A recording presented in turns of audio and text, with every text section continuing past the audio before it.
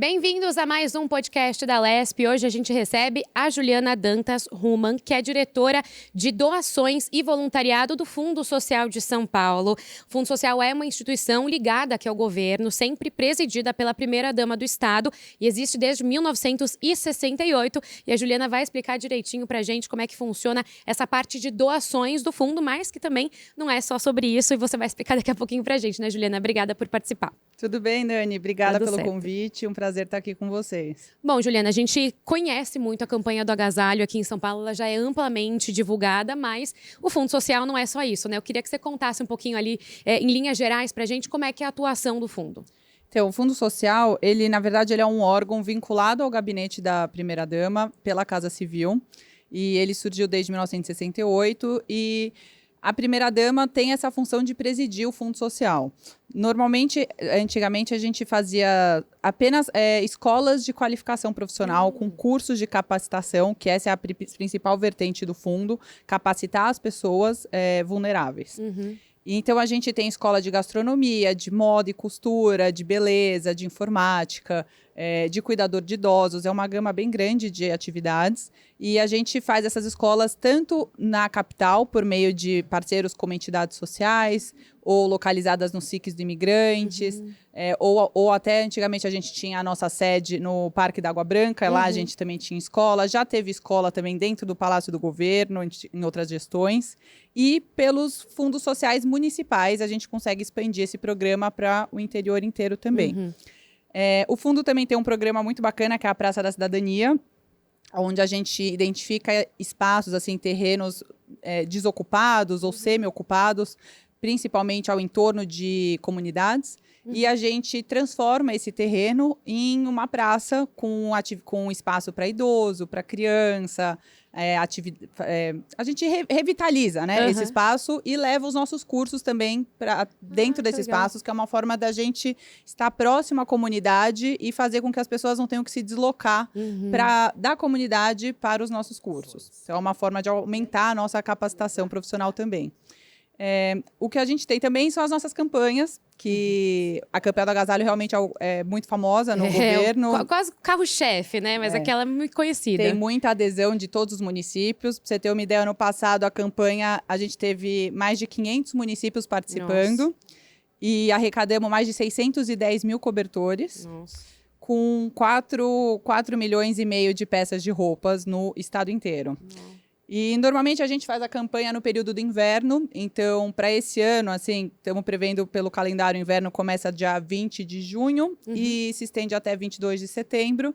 Então, mais ou menos nessa época, a gente vai estar lançando com certeza a campanha de 24, com o objetivo de bater as metas do ano passado, né? Arrecadar mais de 610 mil cobertores. Então a gente vai precisar de bastante ajuda de quem está ouvindo a gente, né? Porque foi bastante coisa que vocês conseguiram já no ano passado. Inclusive, a campanha do agasalho vai ser uma questão que a gente vai passar de novo daqui a pouquinho, mais para o final da entrevista. O que eu queria entender também, agora voltando para entendendo melhor o departamento que você dirige, né? Que você é diretora. Quais são as campanhas em atividade atualmente? A gente começa o ano com uma campanha de fralda arrecadação, que é um bem que é muito procurado e muito solicitado de doação para o fundo, tanto das entidades como das prefeituras. Então, desde fralda infantil, bebê, ou geriátrica também, que a gente atende e depois distribui para asilos, orfanatos e entidades que trabalham com esse nicho de atuação. Depois a gente tem normalmente a campanha do agasalho, que se estende até setembro. Em outubro a gente faz a campanha do Dia das Crianças, onde o foco são brinquedos, ou novos, ou em bom estado. E no final do ano a campanha de cesta de Natal, que acabou que desde a pandemia virou a cesta básica, né? Que todo mundo conhece, e que o fundo aderiu como um programa corriqueiro, né? Não é só a campanha de Natal. A gente acaba distribuindo cesta básica pelo Alimento Solidário desde a pandemia o ano inteiro. Tem um limite de campanhas que vocês dão conta de conduzir? Você comentou essas 4, né? Mas existe um limite que vocês podem ou conseguem conduzir? Não, na verdade a gente busca fazer essas 4 para buscar receber essas doações, movimentar e tá atuando com essas frentes que são muito importantes. Mas, por exemplo, ano passado teve os desastres de São Sebastião, né? No Carnaval. Exato. E a gente fez uma campanha específica para arrecadação voltada para São Sebastião, né? Para reconstruir tanto fazer a parte de doação do primeiro atendimento das famílias que estavam desabrigadas, como depois receber material de linha branca, cama, colchão, para a gente conseguir mobiliar a casa dessas famílias que foram sendo construídas ao longo do ano passado. Bom, até falando nesse caso específico, né? Quando tem uma tragédia, a gente tem esse exemplo muito recente de São Sebastião, mas deslizamentos, inclusive, são comuns aqui no estado, infelizmente. Como é que é a atuação naquele momento? Vocês são demandados ou vocês já percebem que precisa desse esforço aí do fundo? Como é que é esse início aí de uma estruturação da campanha? O agente principal, né? O órgão principal do primeiro atendimento, assim, é a Defesa Civil. Então, a gente é muito parceiro da Defesa Civil, então, via Defesa Civil, a gente recebe essa demanda e a gente faz essa campanha com eles do nosso lado. Então, no exemplo de São Sebastião, a gente recebia as doações no nosso depósito que fica no Jaguaré, e lá virou um polo de arrecadação, então a gente arrecadava, fazia a triagem, mas a Defesa Civil coordenava a descida para a Baixada, entendeu? Tá. A gente intermediava a doação, não só o recebimento, mas doação, por exemplo, de veículo, de mão de obra, de os transportes para descerem, e via a Defesa Civil, que fazia a logística depois disso. Para onde iria, né, o público final. Não, interessante essa parte, porque a gente pensa, né, muito justamente porque a campanha do agasalho acaba sendo muito famosa, mas às vezes a gente pensa que dá para doar só ali um agasalho, uma peça de roupa, um brinquedo, né, também, que essa campanha do Dia das Crianças também é conhecida, mas na verdade dá para doar até um trabalho ou um montante, um valor em dinheiro? Sim, o fundo, a gente tem a nossa conta geral do Fundo Social, que, para quem não sabe, o fundo vive de doações, né? A gente vive de... a nossa fonte 1 é basicamente para pagar o salário dos funcionários e todo o resto, todos os nossos programas, a gente vive de leilão de material inservível do governo. Inservível não necessariamente é sucata, é isso que as pessoas se confundem. Inservível é um material que não serve mais para você, pro nicho, né, pro órgão, e ele repassa para o fundo e o fundo faz leilão. Então, por exemplo, um grande volume nosso são as placas de automóveis que a gente recebe do Detran. Mas a gente já recebeu até computadores antigos da Alesp. Quando vocês trocam os computadores, a gente recebe os computadores antigos de vocês e fazemos leilões com esses bens. E com isso a gente vai arrecadando dinheiro. Temos a nossa conta geral do fundo também, que a gente pode divulgar aqui para quem quiser participar, que é doaçõesfusp@sp.gov.br. Essa seria a chave Pix, né? E a gente recebe recursos de todo mundo. Mas quando a gente faz uma campanha, como no caso de São Sebastião, do desastre no litoral, a gente cria uma conta corrente separada, vinculada ao Banco do Brasil, tudo direitinho com os dados dessa campanha, para dar mais transparência do nosso trabalho, para prestação de conta para a população depois, facilitar, né, essa parte. Bom, como que são criadas as campanhas? De onde surge? Como é que vocês entendem essa necessidade da população? Por exemplo, você falou da campanha da fralda especificamente, da campanha do agasalho. Como que elas foram percebidas junto à população? Como é que é criada uma campanha? É muito demanda, Nani, porque a gente recebe solicitação pelo nosso... A gente tem um e-mail, que é a mesma chave Pix, né? doaçõesfusp@sp.gov.br, onde a gente recebe demanda de todos os 645 municípios. E são os pedidos, né? A gente sempre tem pedido de fralda, sempre tem pedido de brinquedo, de cesta básica. Então, em cima da demanda que a gente cria a campanha, pensada com a primeira-dama, ativamente, ela participa, ela debate o layout que a nossa equipe de comunicação cria, tem a aprovação da SECOM, da Secretaria de Comunicação do Governo. Então, assim, não é só o Fundo Social, né? Envolve todas as áreas. Bom, e como é que é essa parceria? Você falou que também recebem as ideias, né, as demandas dos municípios. Como é que é essa parceria com os municípios até na hora de enviar o que é arrecadado? Depende muito do volume que a gente consegue arrecadar. Então, por exemplo, na campanha do agasalho, a gente deu um start na campanha com a compra de 125 mil cobertores. Com esses 125 mil cobertores, eu consegui fazer uma primeira rodada dos 645 municípios, que a gente faz uma conta assim, com base no índice de vulnerabilidade social do CadÚnico, né? A gente se baseia no CadÚnico do ano passado, de 2023. Então, é o índice de pobreza com o índice de extrema pobreza dividido pelo número da população, tem toda uma fórmula. E a gente identifica o índice de vulnerabilidade, né? O ranking de cada município. Então, com base nisso, a gente atende, quando a gente faz rodadas, assim, chaves, né? Grandes para todos, visando o atendimento de todos os municípios, cada um recebe a sua cota à parte de acordo com o seu índice. E depois, o que a gente arrecada extra, né? Da campanha foram 610 mil, a gente foi atendendo conforme iam chegando. Então, chegava a 50 mil cobertores, a gente priorizava os municípios com mais baixas temperaturas. Depois, a gente fez uma outra rodada priorizando os municípios menores, que supostamente são os que têm mais dificuldade em receber as doações. Bom, e essas doações, elas são encaminhadas diretamente para a população ou passa por alguma entidade, por alguma ONG? No município, a gente direciona para os fundos sociais municipais, que quase todos os municípios têm o seu fundo social municipal, com a sua primeira-dama da prefeitura à frente do fundo. Quando não tem, a gente direciona para a prefeitura. Bom, a gente tem eu lembrei agora, né? A gente tem uma frente parlamentar aqui na LESP em defesa dos fundos sociais. Inclusive, se eu não me engano, é coordenada pela Ana Carolina Serra, que é também, além de deputada, é primeira-dama aqui do município de Santo André. E ela fez, então, esse fundo. A gente precisa, então, de iniciativas como essa para fortalecer os fundos sociais municipais? A gente, por parte do Fundo Social, a gente fez um passo a passo, assim, porque quando tem anos eleitorais, quando entra uma nova gestão, às vezes, a primeira-dama que chega, ela nunca trabalhou nessa área, ela não sabe o que ela tem que fazer, ela não sabe nem os programas que ela pode pedir para a gente, né, por parte do governo, que estão à disposição dos municípios. Então, a gente está trabalhando muito com isso, a primeira-dama recebeu todos os municípios, rodou todo o estado no começo do ano passado, logo quando ela assumiu, para aproximar bastante esse contato e sanar todas as dúvidas. Mas a gente tem as técnicas regionais também, que cada uma com a sua região, e normalmente os pedidos vêm por elas, porque as primeiras damas têm um contato muito próximo, cada uma com a sua técnica regional. Bom, Juliana, como é que tem sido esse primeiro ano aí da nova primeira-dama, Cristiane de Freitas, no Fundo Social? A Cristiane, ela é fantástica. Acho que por ela ter se graduado em gestão pública, ela já tem uma bagagem, né? Ela já vem com conhecimento maior. E ela fez questão, junto com a Berenice, a presidente do Conselho do Fundo, de rodarem todas as regiões administrativas do governo ano passado, para ela conhecer de perto, assim, a real necessidade de cada município, identificar os principais problemas e, com base nisso, a gente atua mais direcionado, né? A gente identifica as demandas com mais cautela e consegue fazer uma atuação direcionada.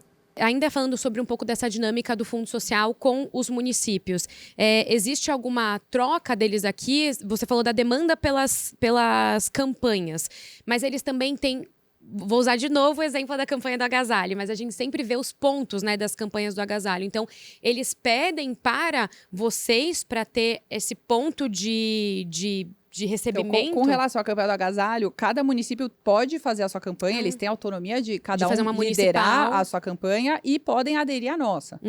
E podem fazer, assim, o que o município arrecada, a arrecadação que Guarulhos faz, por exemplo, fica com o município de Guarulhos. Eles destinam por eles e eles preenchem, assim, no final, em setembro, o balanço, né? A quantidade de cobertores e peças arrecadadas. Mas eles recebem da nossa parte as nossas caixas, né? As caixas da campanha, a arte, para eles divulgarem. E eles colocam nos pontos de arrecadação onde eles quiserem. A gente aqui em São Paulo, a gente tem grandes parceiros como a Sabesp, a MTU, o CPTM, linhas de metrô, trem, que a gente coloca as caixas onde a gente identifica, alguns shoppings também, que tem mais fluxo da população, imaginando esse engajamento maior de todo mundo. Bom, agora falando um pouquinho do voluntariado para o Fundo Social. As pessoas que quiserem participar, o que elas devem fazer? Como é que é esse voluntariado de quem tem ali um tempo livre que pode disponibilizar para o Fundo Social? No fundo, a gente está reformulando o nosso programa de voluntariado desde de São Sebastião, que a gente viu essa necessidade de estar com esse programa bem aperfeiçoado. Quando tem uma demanda assim, de urgência, a gente conta muito com a Defesa Civil, com a Cruz Vermelha, com algumas empresas assim que têm um voluntariado corporativo já capacitado para nos ajudar. Até, por exemplo, jovens soldados que acabam ajudando de alguns batalhões, que eles participam e já atuaram previamente em demandas assim, de urgência, de desastres. Mas, por parte do fundo, a gente tem o voluntariado também, para quem quiser. Basta enviar um e-mail e preencher. É o mesmo e-mail, parece piada, mas fica mais fácil, para porque facilitar, já decora um só, né? doaçõesfusp.gov.br. Você manda o e-mail solicitando, você preenche um questionário. E quando a gente tiver a necessidade, a gente vai identificando o público por exemplo, para fazer triagem ou para ajudar na inauguração de uma praça. Depende da demanda, né? Da necessidade e do público que está do outro lado querendo se engajar e participar. Bom, queria voltar então agora na campanha do agasalho. Vamos fazer primeiro um balanço então de como é que foi 2023. Você já trouxe alguns dados aqui pra gente, né, que conseguiu aí contar com a ajuda de 500 cidades, ainda teve uma boa arrecadação. Então, como é que foi a de 2023? A de 2023, a gente teve 500 municípios que participaram dos 645, isso foi muito bom. Teve mais de 4 milhões e meio de peças de roupas arrecadadas e 610 mil cobertores arrecadados também. E sempre na campanha, por exemplo, para a campanha do agasalho, na época a gente abre uma conta corrente específica também para quem quiser, parceiro, pessoa física ou jurídica, pode doar em dinheiro. E essa conta é uma conta exclusiva para compra de cobertor. Então a gente conforme vai aumentando a conta, a gente vai fazendo licitações e fazendo a compra de cotas de cobertor. Para entrar na campanha também. Bom, e quando tem nessa campanha, a gente sempre acaba vendo pontos. Eu já vi pontos em academias, pontos em shoppings, como você mencionou. Como é que é essa destinação? Alguma pessoa que quiser colocar na empresa, ela entra em contato? Ou vocês que fazem esse monitoramento de locais que seriam mais interessantes de ter esse ponto? Antes da pandemia, a gente chegava a distribuir quase 40 mil caixas em São Paulo. Era bastante. Só que infelizmente, a população acaba, uma grande parte doa peças corretas, né, em bom estado, em sacolas, com etiquetas, mas tem muita gente que, infelizmente, não tem ainda essa conscientização e acaba descartando peças velhas, rasgadas, sujas. Então, com a pandemia, a gente acabou fazendo só a compra de cobertores novos para evitar, a gente tinha que evitar essa contaminação, né? Prezar pela saúde de todo mundo, e a gente também não ia ter como fazer a triagem desse material que poderia estar contaminado ou não. E com isso foi uma grande surpresa que a gente viu que as pessoas realmente se identificaram com a campanha, que às vezes é até melhor receber um cobertor novo do que uma peça de roupa, né? Quem está passando frio, né? Para as pessoas vulneráveis. Então, com o fim da pandemia, a gente voltou a espalhar as caixas, mas mais em nichos concentrados, assim, não em tantos lugares como fazíamos anteriormente, porque o foco da campanha ficou mais visando ou peças novas em bom estado ou cobertores novos. E acho que o foco da campanha também, além do recebimento das peças, é essa conscientização, né, da população de forma geral, que por você está dando um bem seu, uma roupa sua, mas para alguém da outra ponta que está precisando, né, que não tem nada. Então você tem que ter esse cuidado, né, de doar uma peça em bom estado, pensando em quem vai receber, né? Que você não gostaria de receber uma peça rasgada, também não vai doar, né? Exatamente. Quais são as dicas gerais aí para quem quer doar? Porque às vezes a gente olha e fala, nossa, esse daqui eu acho que dá para doar, será que não dá? Como orientar alguém? Pensar mais em roupas de inverno, primeiramente, porque a gente, pode parecer piada, mas a gente recebe biquíni, né? Não. Recebe shorts, regatas, assim. Meu Deus! Então, assim, sapatos também. Você vai doar sapato, tem o cuidado de amarrar um cadarço no outro, uma bota na outra. Pra não se perder também, né? Pra não se perder, porque é um volume que depois se perde, é muito difícil, sabe? É muito difícil você achar o outro par, né? Numa triagem muito grande. Então, tomar esse cuidado, pôr num saquinho, dar um jeito de amarrar um pé no outro, pôr as roupas, junta um volume, identifica a sacola, né? Roupa adulto, roupa infantil, roupa masculina. Tomar um cuidado um pouco nesse sentido, né? É interessante isso, porque quando eu olho, né, a gente passa por essas caixas, às vezes eu vejo o casaco solto, ou uma peça solta, um cobertor solto. Então é interessante que coloque mesmo em saco e identifique. Com certeza. Isso facilita muito a triagem e vai chegar muito mais rápido quem está precisando. Bom, e agora para 2024, o que vocês já estão organizando para a campanha? Na verdade, a gente ainda não está organizando, né? Hoje longe, na verdade, né? 9 de janeiro. Exato. Mas a gente vai começar após o carnaval, já começam as reuniões e O que a gente já tem é a data, né? Provavelmente, ou a gente começa um pouco mais cedo do inverno, porque a data é a data do lançamento, né? Mas todo esse trabalho dos municípios aderirem, dos municípios receberem a arte, da aprovação da campanha, dos principais parceiros, né? Como nos últimos anos a Klabin foi um grande parceiro nosso também que doou as caixas da campanha pra gente. Então, toda essa conversa começa bem antes, né? Bom, você trabalha lá no fundo desde 2019. A gente está em 2024 agora. Eu queria saber, nesses anos aí. Você notou alguma mudança no comportamento das pessoas? Elas estão procurando mais o fundo para fazer essas doações? Como é que tem sido essa movimentação aí? Ainda mais que a gente esteve aí numa pandemia, né? A gente passou uma pandemia nesse meio de tempo. As pessoas ficaram mais solidárias? Sim, com certeza. Eu acho que o brasileiro é um povo solidário, né?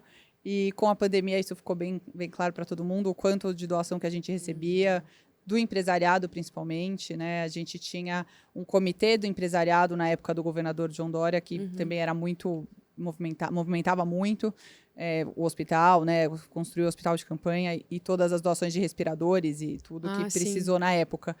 E o fundo, eu acho que ao longo desse tempo, o fundo foi ficando mais visível, né, para todo mundo, foi tendo mais visibilidade. E os seus programas, né, os próprios programas do fundo, as escolas foram reformuladas, na época, na gestão do Felipe Sabará, com a Bia Dória, e a própria Praça da Cidadania foi um programa que não existia e surgiu. A gente já teve São Paulo Mais Humana, SOS Mulher. Então, são programas grandes que foram surgindo ao longo desses anos e foram criando fôlego, né? Foram crescendo e o fundo em si também, né?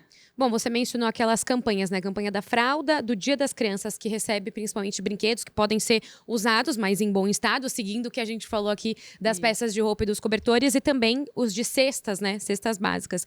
A doação, ela segue o mesmo modus operandi que a gente falou aqui da campanha do agasalho, são pontos, as pessoas podem procurar algum endereço específico do Fundo Social? Podem procurar também por esse canal, a gente fazendo um e-mail, entrando em contato com a gente. A gente recebe de tudo, Nani, porque, por exemplo, a gente agora recebeu uma doação grande de lenços umedecidos, e foram pallets e pallets e caminhões de lenços umedecidos. Então, a gente recebe isso, identifica entidades sociais que já são cadastradas com a gente, que já passam por um crivo de auditoria, né? Todas com CRC, que é o Certificado de Regularidade Cadastral da entidade com o Estado, com a Controladoria. Então, a gente consegue, dependendo do bem que a gente recebe, a gente identifica um nicho para fazer essa doação. Então, no caso, por exemplo, que essa a gente fez agora, a gente doou para orfanatos, para entidades que atuam com criança, ou até asilos também, porque lenço umedecido também é muito utilizado.